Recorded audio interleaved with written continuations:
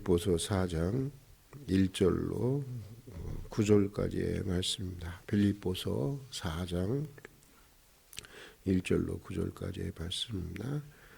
322면에 있습니다.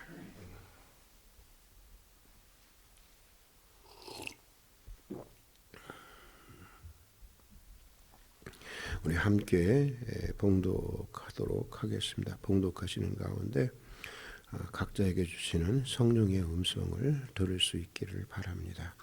그러므로 나의 사랑하고 사모하는 형제들, 나의 기쁨이요 멸류관인 사랑하는 자들아, 이와 같이 주 안에 서라.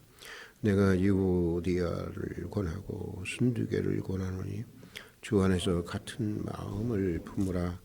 또 참으로 나의 멍에를 같이한 내게 구하노니 복음에 나와 함께 쓰던 저 여인들을 돕고 또한 굴레멘드와 그 외에 나의 동역자들을 도우라.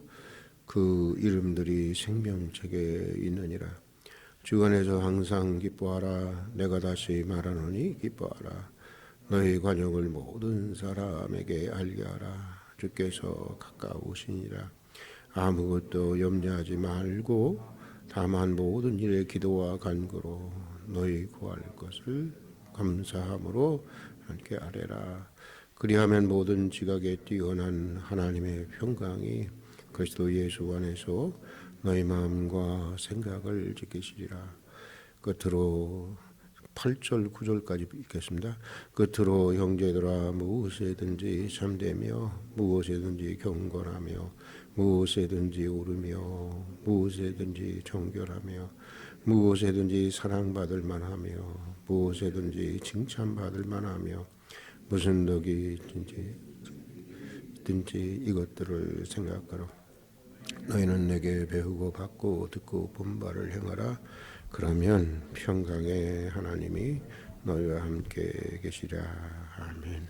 우리가 하나님께 우리에게 평강을 주세요, 그렇게 기도할 게 아니라 오늘 바울이 권면한 대로 살아가면 평강이 임하게 되어 있는 것입니다. 그 1994년 미국 월드컵 때였습니다. 이번에도 월드컵이 있었습니다만 한국과 멕시코의 이 그 경기가 새벽에 있었습니다. 뭐 우리 부부도 대한민국 사람이니까 자지 않고 열심히 응원을 했습니다. 그런데 전반 조금 지나자 아마 기억나실 거예요. 하석주 선수가 프리킥을 쳤는데 그것이 그대로 상대편 골대에 빨려 들어가서 골이 되었습니다. 얼마나 좋은지 소리를 지르고 그야말로 무슨 발광이라고 그러잖아요. 뭐 아주 발광을 하면서 아주 대단했습니다. 그런데 자던 아이가 놀라서 그랬는지 그만 이불에 놀라서 지도를 그리고 말았습니다. 예전에 이불 다 손빨래 해야 되지 않았습니까? 이미 다른 때, 아마도 다른 때 같았으면 저도 그렇고 아내도 그렇고 아마 그냥 이렇게 넘어가기가 힘들었을 것입니다. 야, 네 나이가 몇 살인데 이불에다가 이게 뭐냐 하고 좀 아이를 좀 잡았을 것 같습니다. 그런데 그날은 달랐습니다. 그날은 얼마나 너그러운지 저도 그랬지만 아내도 그 혼날까봐 긴장하는 아이에게 야, 괜찮아 그냥 빨리 일어나서 가서 씻어라. 이불이야 다시 빨면 되지. 이렇게 아주 너그럽게 아이를 대해주는 것을 보게 되었습니다. 그런데 거기까지는 참 좋았는데 이 하석주 선수가 얼마 후에 이 하석주 선수가 너무 그때 막 피해를 받았는데 과도하게 하다가 그만 백태길로 퇴장을 당하고 말았습니다. 그것 때문에 결국 한국이 지고 말았습니다. 그때는 또 이런 생각이 들었어요. 만약 하석주 선수가 퇴장당했을 때 우리 아이가 이불에 지도를 그렸으면 어떻게 되었을까? 아마 몰라도 뭐 저도 그랬고 아내도 그렇고 상당히 아이를 잡았을 것입니다. 그런데 다행히도 하석주 선수가 골을 넣는 바람에 아이가 그 아이에게 그렇게 하지 않은데, 저는 그날 이런 생각을 해봤어요. 참 기쁨이 사람을 천사로 만드는구나. 기쁘니까 모든 게 용서되고요. 기쁘니까 모든 걸 넘어갈 수 있었습니다. 그러고 보면 기쁨이 인격인 것이고 기쁨의 삶의 능력인 것입니다. 항상 우리가 기뻐할 수만 있다고 한다면 사실 문제가 되지 않는 것입니다. 금세기 최고의 기독교 작가였던 C.S. 루이스는 그의 유명한 책인 스크루테이프 편지라고 하는 책에서 이 스크루테이프라는 악마가 어떻게 그리스도인들을 쓰러뜨리는가에 대해서 얘기해 주고 있습니다. 이 스크루테이프라는 악마는 그의 조카인 웜우드라는 악마를 교육하면서 이렇게 얘기를 합니다. 인간들에게 기쁨을 제거하면 우리 원수 하나님이라는 작자가 그들에게 바라는 것으로부터 그들을 따돌리는 작업이 무척 수월해지네. 왜냐하면 기쁨은 매우 바람직하지 못한 특성을 가지고 있기 때문일세. 우리 편에서 볼 때 기쁨은 용기와 사랑과 자족함과 그에서 기타 수많은 사악한 것들을 증진시키지. 웃음은 우리 악마들에게 너무 해로운 거야. 따라서 결사적으로 막아야 해. 더욱이 기쁨이라는 그 현상 자체가 너무 역겨운 거지. 그것은 지옥의 엄격함과 위험과 사실성에 대한 모욕이라고도 할 수 있지. 이런 이제 그 악마들 얘기예요. 악마들이 스크루테이프가 자기 조카 악마를 가르치면서 하는 얘기입니다.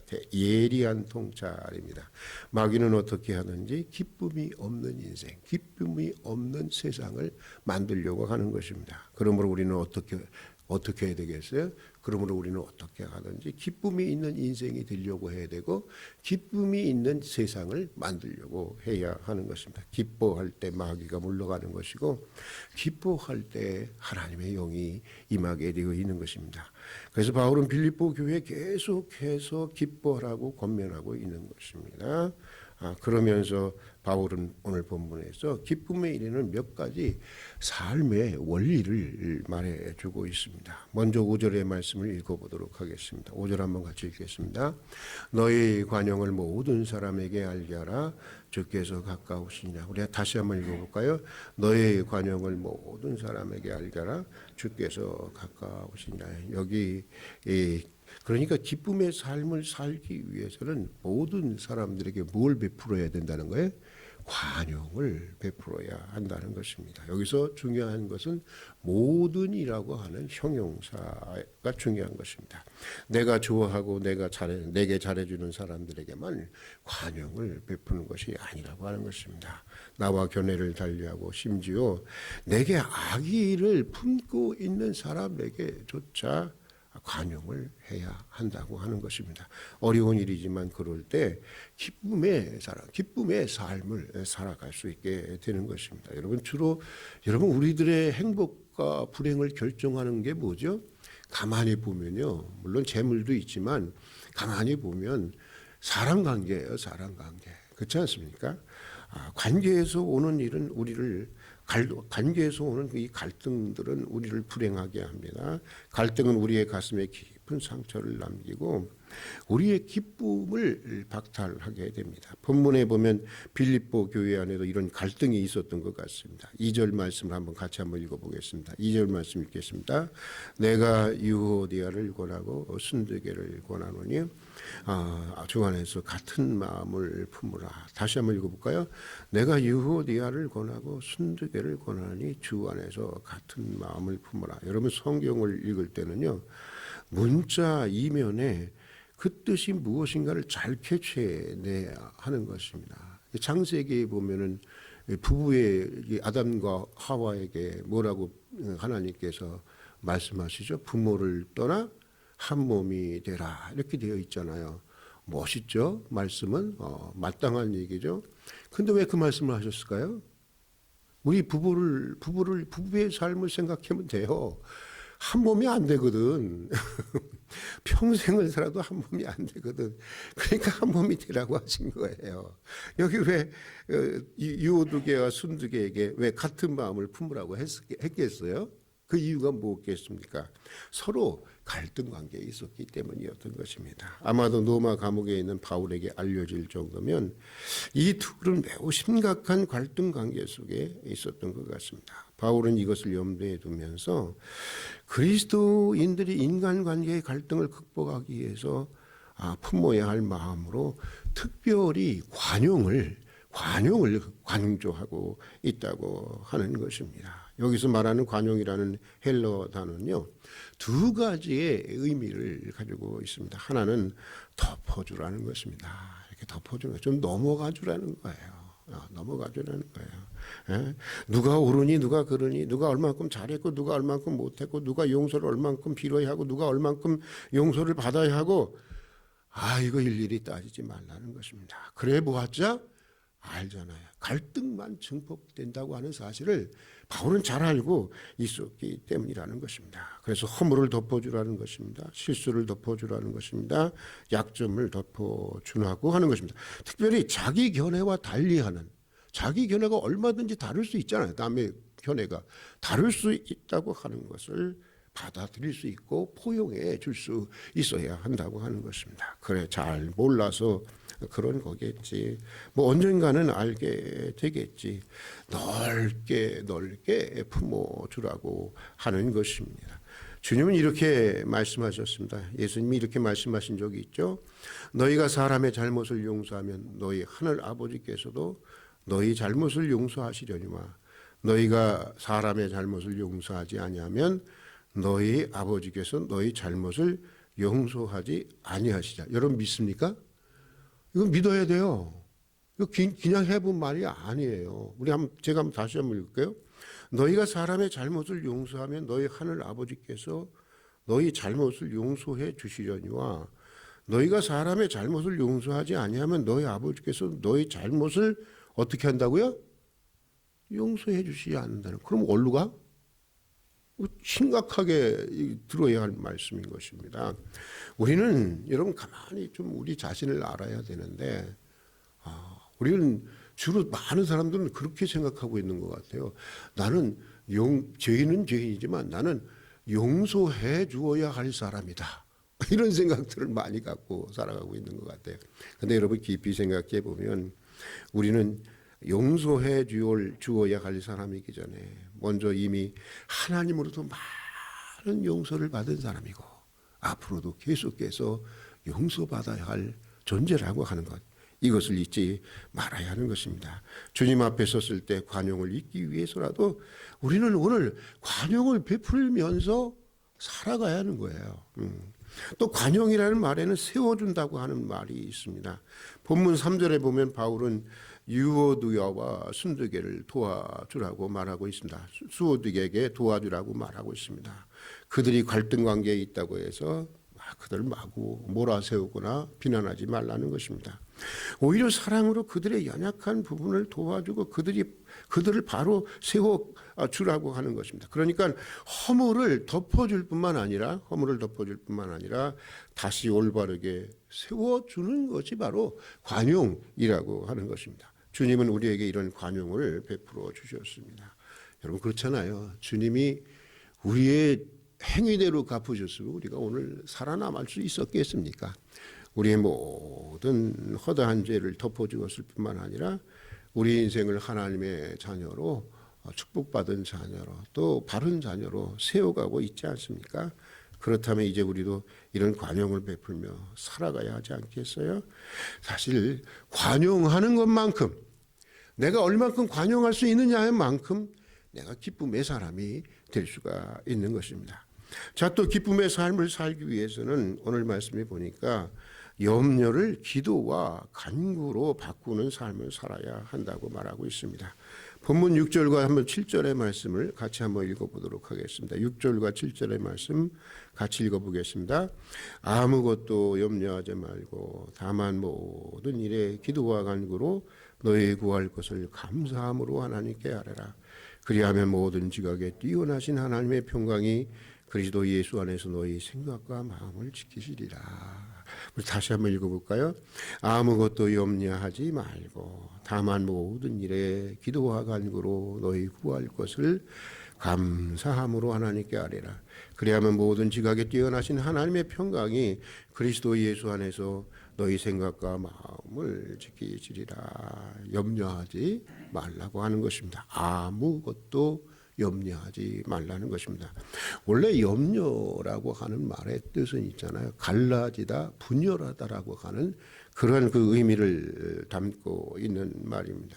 그래서 글자 그대로 이 염려라고 하는 것은 일단 염려에 빠지면 생각이 복잡해져요. 생각이 이리저리 갈라지고 복잡해집니다. 그리고 삶의 에너지가 분산이 됩니다. 불안을 증폭시키고 삶의 기쁨을 박탈합니다. 염려는 삶을 무력화시킬 뿐만 아니라 때론 인생을 철저히 파괴하기도 하는 것이 염려인 것입니다. 언젠가 리더스 다이제스트에서 보니까 그 심리학자가 이런 말을 하더라고요. 염려도 일종의 습관이라는 것입니다. 이것도 이 버릇이라는 거예요. 걱정하다 하는 이 버릇이 이게 그래서 이 걱정이 버릇이 되다 보면 염려가 끊이지 않는다고 하는 것입니다. 그러면서 걱정을 7가지를 들고 있는데 첫 번째 걱정은 이런 것입니다. 이미 사람들은 지나간 일을 걱정한다고 하는 것입니다. 엎질러진 물이에요. 어떻게 해볼 수가 없는 것입니다. 그런데도 걱정한다는 것입니다. 둘째는 있을 수도 있고 없을 수도 있는 것을 걱정한다는 것입니다. 어차피 이쪽 저쪽이 결정되지 않았더라면 않았다고 한다면 좋은 쪽 편을 선택하면 되는데 사람들이 그게 안 되고 걱정 쪽을 선택하면서 살아간다는 것입니다. 세 번째는요. 사람이 뜻대로 잘한다고 안 된다고 걱정을 한다는 것입니다. 그런데 이 심리학자가 하는 얘기가 근데 언제는 뜻대로 됐냐는 것입니다. 오만한 그런 염려라는 것입니다. 넷째는 체면과 명예를 지키기 위한 염려라고 하는 것입니다. 근데 이건 내가 뭐 걱정한다고 해서 되는 게 아니잖아요. 남들이 나를 갖다 그렇게 봐줘야 되는 거지. 예. 다섯째는 맡기지 못해서 생기는 걱정이라고 하는 것입니다. 남에게 일을 맡겨놓고 믿지를 못하는 거예요. 그걸 늘 근심하고 걱정하는 것입니다. 심지어 하나님에게 일을 맡겨놓고도 기도하고 나서도 염려한다는 것입니다. 내가 염려한다고 더 나아지는 것도 아닌데 말입니다. 여섯째는 자연 발생적인 것을 염려한다고 하는 것입니다. 비가 올까 안 올까 날씨 걱정처럼 자연적인 것이라는 건 불가항력적이잖아요. 그런데 그거를 염려한다고 하는 것입니다. 일곱 번째는 죽음을 걱정한다는 것입니다. 일찍 죽든 늦게 죽든 이거 죽는 건 내 수관이 아니잖아요. 그렇죠? 그런데 그런 것을 그렇게 걱정하며 살아간다는 것입니다. 생각해보면 염려할 것들이 아닙니다. 그런데 염려로부터 우리의 삶이 벗어나지를 못하고 있는 거예요. 이것이 우리가 가진 딜레마입니다. 미시건 대학팀의 연구에 의하면 우리가 가진 염려에 소용없는 염려가 많은데 여러분 몇 프로인지 아세요? 놀랐어요. 저도 97%래요. 97%가 해도 소용이 없는 염려 속에 인간은 살아간다는 것입니다. 그런데 우리는 그걸 알면서도 염려를 안고 살아갑니다. 그래서 실존주의 철학자들은 이 독일어로 그걸 앙스트라고 하는데 이 염려를 인간이 얼마나 염려하는 존재인지 염려는 인간의 한계 상황이고 인간의 실존의 삶이라고 그렇게 말할 정도였습니다. 우리가 존재하는 한 염려로부터 벗어날 수 없다고 실존주의자들은 탄원하고 있습니다. 그러나 오늘 바울은 염려로부터 벗어나는 길을 우리에게 소개해 주고 있습니다. 염려로부터 벗어나는 길은 길을 우리에게 제시해 주고 있는데 염려를 무엇으로 바꾸라는 거예요?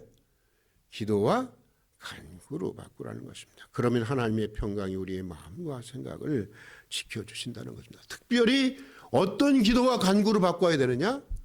감사하는 기도, 감사하는 간구로 바꿔야 한다고 하는 것입니다. 기도하면서 하나님이 누구신지를 생각하는 것입니다. 골똘히 생각하는 것입니다. 그가 얼마나 위대하시고 얼마나 광대하시고 얼마나 사랑이 많으시고 얼마나 자비롭고 얼마나 선하신 분이신지를 집중적으로 생각하는 것입니다. 또 특별히 지금까지 베풀어 주신 주님의 은혜를 자꾸 되새기는 것입니다. 그래, 지금까지 하나님이 이렇게 붙들어 주시고 이렇게 해결해 주셨는데 자꾸 이렇게 묵상하다 보면 무엇이 생길까요? 마음의 믿음이 생기는 것입니다. 그러다 보면 하나님은 점점 더 내 안에서 커지고 내가 가진 문제는 점점 더 작아지는 것입니다. 그러면서 마음의 평화가 오는 것입니다. 여러분, 염려는 주관적이고 심리적인 것입니다. 그런데 문제의 핵심은 뭐냐면요, 우리 마음인데, 이런 마음이 우리 마음인데 우리 마음대로 할 수 없다는 데 있어요. 염려하지 않겠다고 해서 염려가 안 되는 것이 아닙니다. 그러나 우리 그러므로 여러분, 무엇보다도 하나님의 평화가 내 마음을 붙들어야 하는 것입니다. 지각 밖에 뛰어난 하나님의 평강이 내 마음을 덮으면 슬픈 일밖에 없어도 기쁘고 아무리 고통을 당해도 항상 기뻐할 수 있다고 하는 것입니다. 염려가 나를 덮을 때 여러분, 기도의 자리로 나갈 수 있기를 바랍니다. 그리고 감사함으로 기도하고 간구하십시오. 그러면 지각 밖에 뛰어난 하나님의 평강이 여러분의 생각과 마음을 꼭 지켜줄 줄로 믿습니다. 자, 또 기쁨의 삶을 살기 위해서는 주님이 보여주신 거룩한 삶을 살아야 한다는 것입니다. 오늘 본문 8절과 9절의 말씀을 한번 읽어보도록 하겠습니다. 8절과 9절의 말씀을 한번 읽어보겠습니다. 끝으로 형제들아, 무엇에든지 참되며 무엇에든지 경건하며 무엇에든지 오르며 무엇에든지 정결하며 무엇에든지 사랑받을 만하며 무엇에든지 칭찬을 받을 만하며 무슨 덕이 있든지 무슨 기름이 있든지 이것들을 생각하라. 너희는 내게 배우고 듣고 본 바를 행하라. 그리하면 평강의 하나님이 너희와 함께 하시라. 여기 보면 그리스도인들이 살아내야 할 6가지 윤리적인 삶을 소개하고 있는데, 먼저 참되라는 것입니다. 경건하라는 것입니다. 옳아야 한다는 것입니다. 정결해야 한다는 것입니다. 그리고 사랑받을 만하고 칭찬받을 만해야 한다고 하는 것입니다. 그런데 그 모든 말 앞에 무엇이 붙어 있죠? 무엇에든지라고 하는 말이 붙어 있는데, 헬라어로 하면 이것이 호사라고 하는 말입니다. 호사라고 하는 말은 이런 것입니다.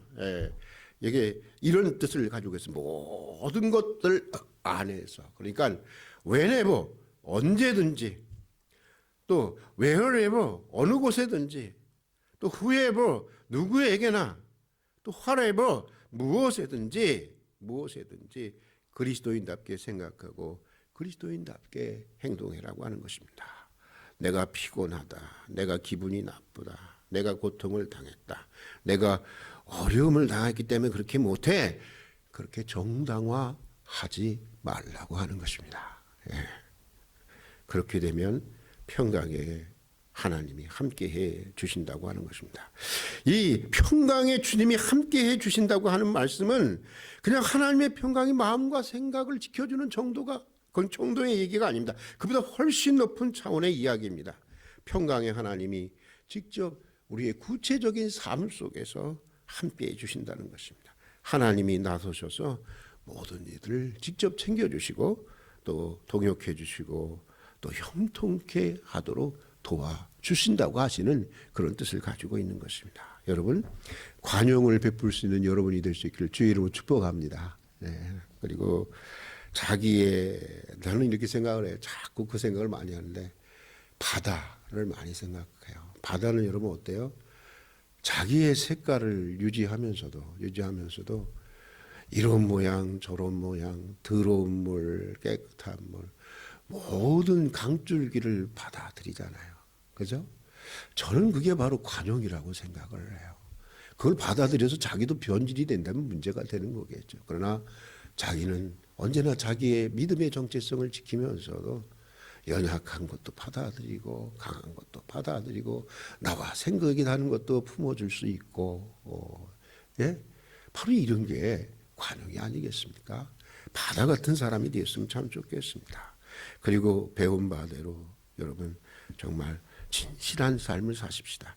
무엇에든지 참되며 무엇에든지 경건하며 무엇에든지 오르며 무엇에든지 정결하며 무엇에든지 사랑받을 만하며 무엇에든지 칭찬받을 만한 삶을 살아보려고 노력하십시다. 반드시 오늘 주님이 약속하신 대로 평강의 하나님께서 여러분의 마음을 지키시고 여러분의 삶의 구체적인 현장에서 여러분의 삶을 직접 나셔서 꼭 도와주실 줄로 믿습니다.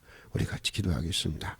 오늘도 이른 아침 기도의 자리로 나올 수 있게 해주시고 주님과 함께 시작할 수 있는 은혜를 주신 것을 진심으로 감사드립니다.